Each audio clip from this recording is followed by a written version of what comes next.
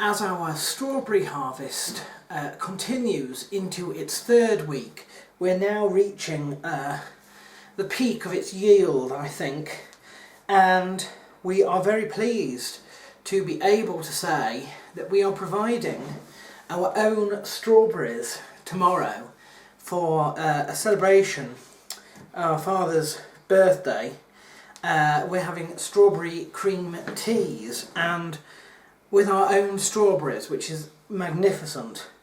But we continue with harvesting other crops as well. Tonight the first courgette has arrived. Now this is slightly small in that it's bulbous at one end and a bit thinner at the other. The problem we have is that we're not down at the allotment every day, and this thing could become a marrow within about 3 days, which is probably the next time we might end up being down there. So it was pick it now as a sort of small courgette or leave it to be a marrow, so picked it. But courgettes we've grown for years, you know, both at the plantation and at the allotment. What is exciting for us is a first, really. We tried growing cauliflower last year and it didn't work. Or rather, I know we had one cauliflower, but it went to seed before we could harvest it. Bad year with my ankle and all that. Well, this year, there you are. That is our cauliflower. That's quite sizable. That's quite sizable. And you know when it's done because it starts going bumpy on the top. Leave it for too much longer and it becomes a seed head and you can't eat it then.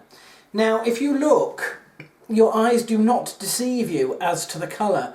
It is slightly orangey. Now, believe it or not, in their natural state, cauliflowers are a sort of orangey yellow.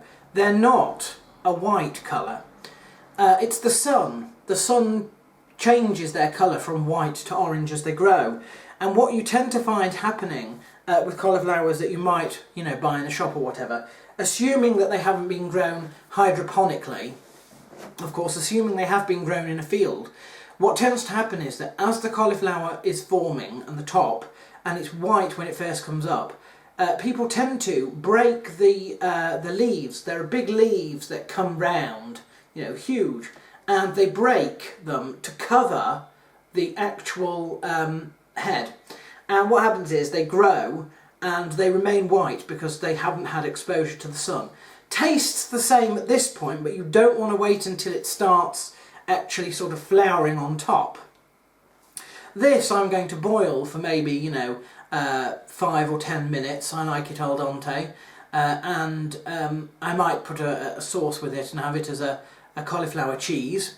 This I am going to slice and roast because I do love roast vegetables. I love roast courgettes.